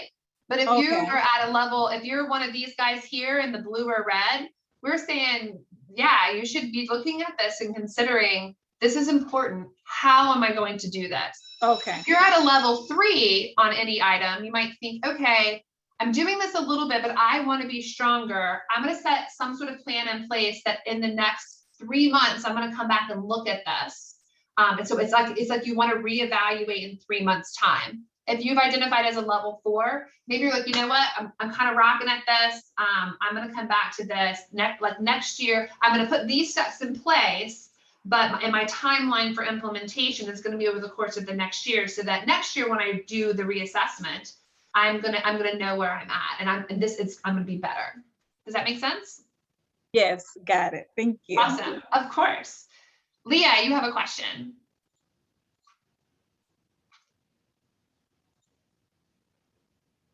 Leah, you'll have to unmute. I'm sending you a. There you go. I got it. Sorry, it took Perfect. me a second. You're doing great. Yeah, my question is you said that this is sometimes used by agencies to determine funding. Is it the intention of the trust to use this as a determination? Not this particular one that we just did right now, because you already, I think, said that wouldn't be, but in the future, is that the intention? Leah? I'm gonna let, Christy, you go right ahead. Okay, all right. Leah, if that was the intention of the trust, we would let you all know far enough in advance to put those in place. As of today, no, that is not the intention of the trust for the capacity building funding, and it has not been identified as a requirement for our upcoming summer and after school RFP. Okay, thank you. And then the second question, if I may ask real quickly, did I understand it correctly that the next 2 sections of questions that we didn't get to, that we're not doing those today? Is that correct? That is correct. We and it's actually, there's 4 more sections. There's 7 there's 7 in total. And so when we come back together, we'll do all 4 of those. Sections, you should know that sections 6 and 7 are the shortest sections, and so we'll be able to so it's a nice kind of halfway point. Perfect. Thank you. I'll follow up on that. So what we're going to do is Holly and Brian, they're going to send us several dates, and we're going to find a day and time very similar to what our other trainings, how our other trainings are scheduled, and we're going to send you guys some information. so that you all can join us for the second half of this training. And I know some of you are having issues with emails going to spam, but please visit our trust page to look at our calendar for that as well, because we will list it on there also once we get those dates and times put down. So I will be emailing out, and also check our home page for the trust about that. Thanks, Dion. And if I can just clarify, that some of the programs that use the self-assessment are not using it to determine funding. They use it as a tool as part of like their QA plan or a contract deliverable, just that they engage in conducting a self-assessment. And it's not that they do the self-assessment and score level 4s and 5s on everything. So I just wanted to be super clear that some of our other partners around the state, how they're using it is not a do this to get funding. It's a, you've got funding and we want you to be committed to quality improvement. So this is just part of your technical assistance plan. Thank you for that clarification. I appreciate it. Absolutely. Miss Dietra, I see your hand raised. Yes, my question is, I have two actually, I'm gonna, however you guys want to do it, if you need my email or phone number, is there anyone here that is willing to actually physically sit together and help develop these plans? I know it's probably not going to be able to be done in one sitting, but if that is an option, I'm definitely open to do that with someone or several people because I am starting at the very beginning. And also, can I have the name of the trust fund page exactly so I know exactly where to go through? Deidre, I love that you asked that question because that is exactly what the network is here to help do. First of all, I've already seen that Jennifer McClure has already dropped in the chat. She's willing to help. So there's two of them there. I see them waving. Maybe drop your email in the chat, Jennifer, so that you guys can connect with one another. And I'll also make sure in a follow-up email, since you guys registered to be here, that I send like a joint email to both of you guys so that you are connected. I thought that was super, super cool. And Deidre just put her contact details in the chat as well.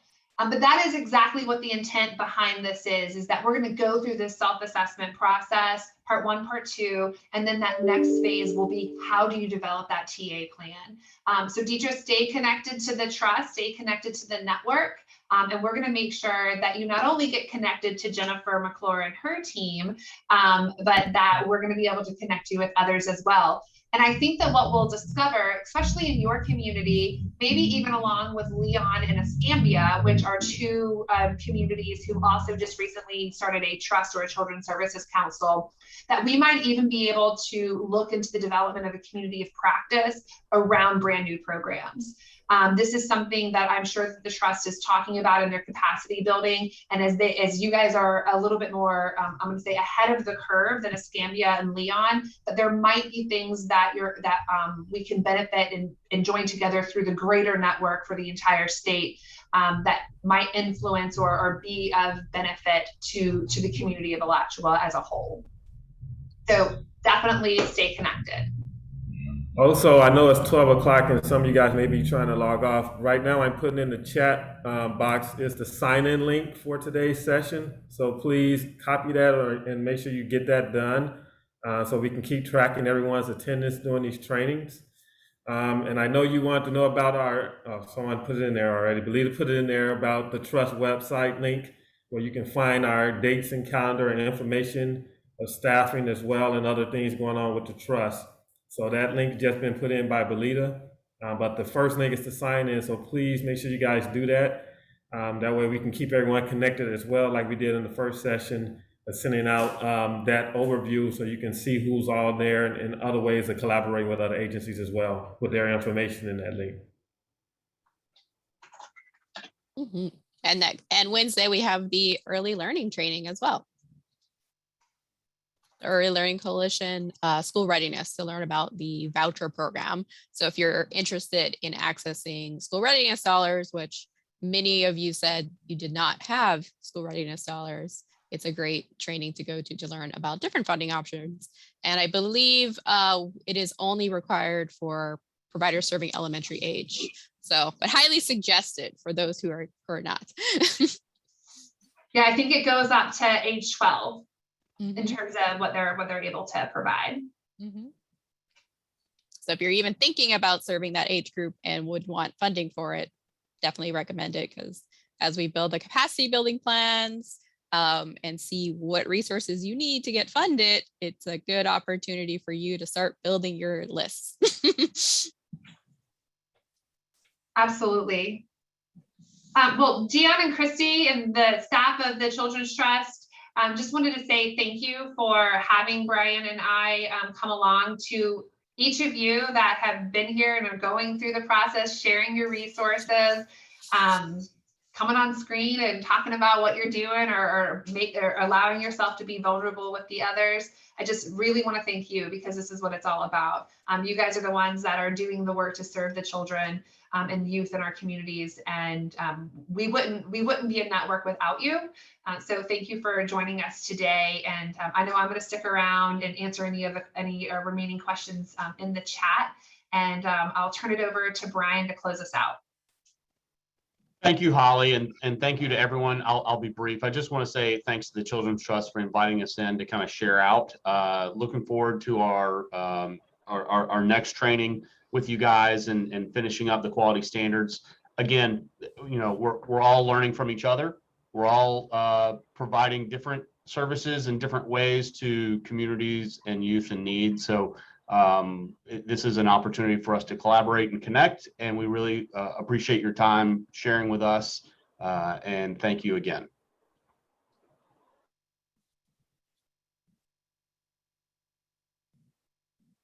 Thank you. Thank you. See you next time, guys. You all have a blessed day. God bless you. Thank you. You too. Mr. Anderson, I gave you that second link that you requested. It should be in your chat. I needed the first one, the very first survey. My apologies. I meant the first one. I said the second link, but I just meant the link that you requested. It is standard one that I just dropped into your You just chat. dropped it again? Okay. Yes, sir. I sure did. Okay, let me see. And we'll follow up. And okay, gotcha. I'll send an email that has standard 1, 2, and 3 in this electronic format for you. I'll send that over to everyone who's been registered. Thank you so much. I'm there now. Of course, of course. Thank you for being here. Carrie Neal had a question, which I don't know the answer to, but I'm going to ask it, everybody. Are the ELC funds able to be used for programs that are free of cost to participants? Do you, Christy or Dion, do you know the answer to that one? I don't know the answer. Is it to use, repeat that last part, Anna? Are the ELC funds able to be used for programs that are free of cost to participants? So that's a really good question, and I know that Rachel is going to address that. I almost don't want to address it. I want to leave it for Rachel to answer, but I think, you know, there has to be some sort of fee in place so that the ELC can pay them. It's based on their rate, but no more than $13.50, I believe. So that's whoever answered that question. I really hope you're going to be joining us on Wednesday so that Rachel and Jackie from the ELC, and it's our Alachua County Early Learning Coalition, will be addressing that directly. Yeah, I would definitely attend the training and ask all your questions. And then things I've seen in other parts of Florida is that the CSEs will supplement that fee so that even though you charge no cost to the guardians or parents, the ELC, it's a way to leverage different types of funding, right? So definitely come if you want ELC funding is what we're telling you. Absolutely. I think that's a great point, Anna, about the CSEs who can, it's like they create that, like that augmented level so that they're able to pay like I'm going to say the real cost of providing quality childcare. We certainly know that oftentimes what ELC provides, that subsidy is not, it does not cover the real cost of doing business. So. Yeah, exactly. And at the same time, there's, finite resources for everything. And my favorite example for people who are new to kind of like the funding space is the Bill and Melinda Gates Foundation has billions of dollars that they've used to support education in the United States. And they haven't had the most success. So money doesn't mean much. Actually, the biggest value to having funders in your community is the convening power. And this kind of stuff is leveraging those resources and economies of scale and bringing together people so that we're working smarter, not harder, kind of, and collaboratively, like you said. Absolutely. Anna, I'll just say yes, well said. In fact, the Bill and Melinda Gates Foundation doesn't even focus on US education any longer as a strategic change. So I tell that to people all the time.